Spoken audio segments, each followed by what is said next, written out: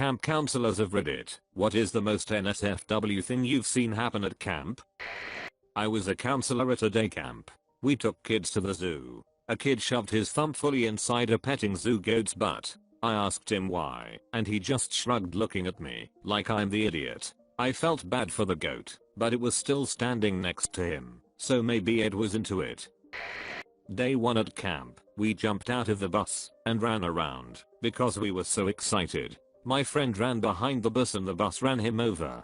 He was rushed off by ambulance. We didn't see him for another 3 months. I had 2 twin brothers that were very handsy with each other. One day one of them came to me crying because his brother had bit his tongue after he tried kissing him. This summer I walked in on 5 15 to 16-year-olds touching ball sacks together while comparing testicle size. That was a fun incident report to fill out. Edit. For the record, the incident report doesn't get them in trouble. It's more of a thing to protect me and the other counselors if a kid were to tell their parents. I was working at a young life camp in Colorado probably 12 years ago. I think it was the first day right around dinner time, and a girl just up and died. Her heart just stopped.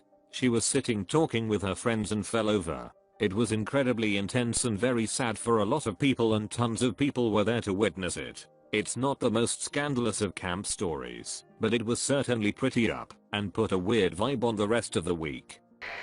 I was a camp counselor years ago, and while I don't recall really seeing anything NSFW with the kids, I can tell you almost everything I saw with the counselors was NSFW. I couldn't walk into a room without seeing people king. Intense. On top of the staff washing machines. In the general store. Parents, if you send your kids to camp, just remember, literally the only thing those counselors are thinking about is king each other.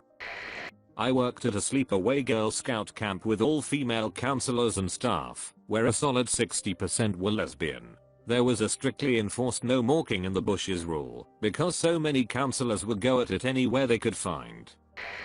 Counselors having a threesome in an empty cabin next to the bathrooms. Had 6-year-old campers at a day camp. After swimming, found 2 of them facing each other naked in the locker room.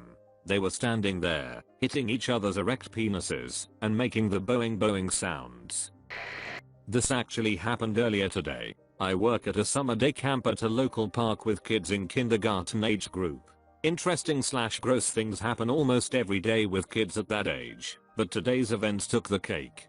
Basically, this 6-year-old boy found a dead bird in the grass and decided it would be fun to pick it up and smear the blood and guts all over his hands and arms. After doing that, he started chasing around other campers to try to share his bird entrails on them. I had the pleasure of catching the gore-covered kid, ripping the bird's ravaged carcass out of his hands, and spending half an hour in the bathroom getting him and myself cleaned up.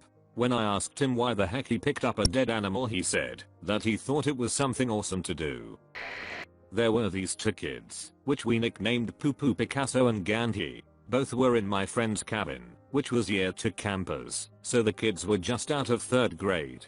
So I guess they were around 8 or 9 years old. Anyway, Poo Poo Picasso would smear his. He'd defecate inside of his trunk and left it there for a day before my friend noticed the smell.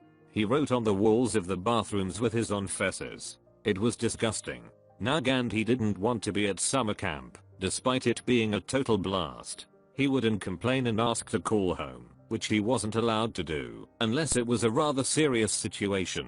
Fine, we deal with this sometimes, but what we weren't expecting was for him to go on a hunger strike. That's right, a hunger strike.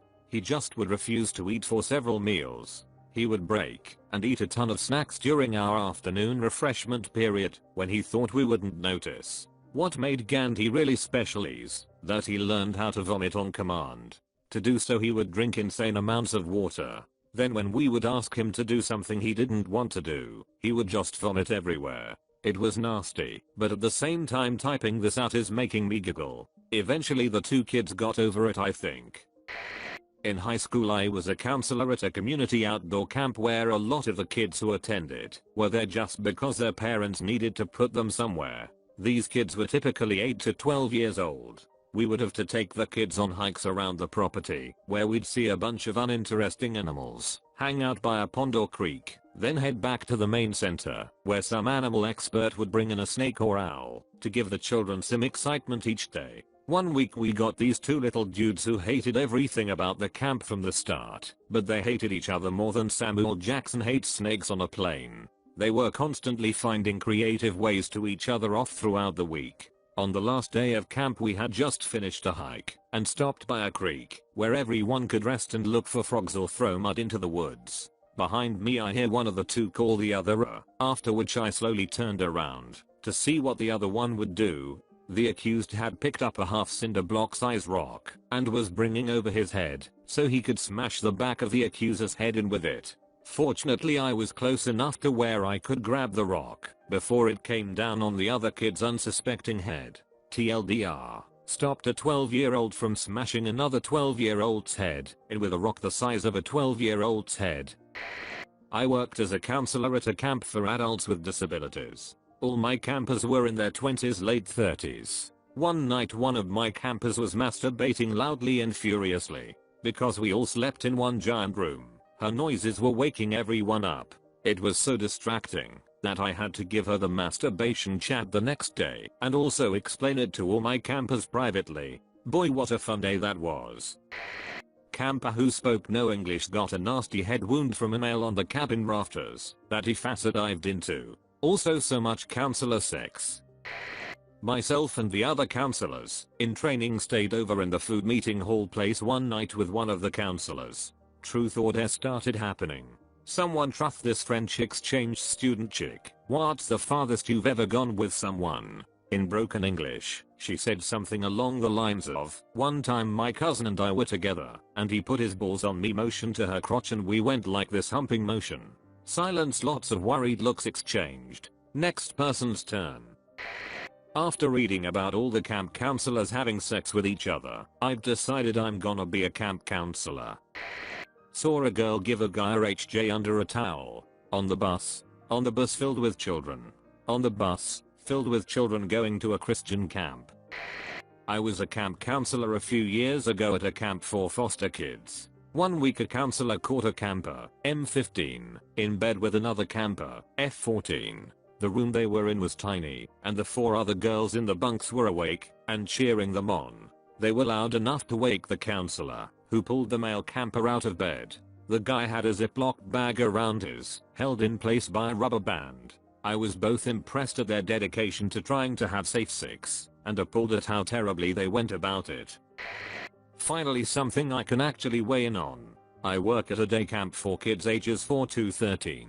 I was with a group of about 10 kids, all 8 or 9 years old. One day before pool time, one kid walked into the bathroom, got buck naked, then started crying because he had lost his bathing suit. I went in trying to defuse the situation and he bolted. He ran around at top speed screaming and crying, flailing his arms all over the place. Do you know how illegal it looks for a 16-year-old boy to chase a nude 8-year-old? Well, I eventually caught the kid and brought him back to the bathroom. When I asked him what his bathing suit looked like, he pulled a bathing suit out and said it looks like this. Oh, had his bathing suit 6 feet from him the entire time. NSFW in that I should have never been told at work. I'm a camp director, and we had a kiddo who was at camp for the first time, roughly 10 years old. Mom gave us a heads up that dad's health was failing, and she wanted her son to have a break and recoup, but we also might have some behavioral issues. Great, no problem. We'll take great care of him. She calls Wednesday to tell me dad died the night before. I extend my condolences and state that I'll quietly get her son packed, but not say anything to him. She says, "No, I'm going to leave him there for now. I want him to have 2 more days of joy before I break his little heart." It was the longest 2 days of my life, knowing this kid's world was going to shatter Friday afternoon. I had to tell a few other staff so that we could be absolutely sure he had the best 2 days. It just so bad for the adults, obviously worse for the child, but you know what I mean. We heard rumors about the cabin next to us one week at camp.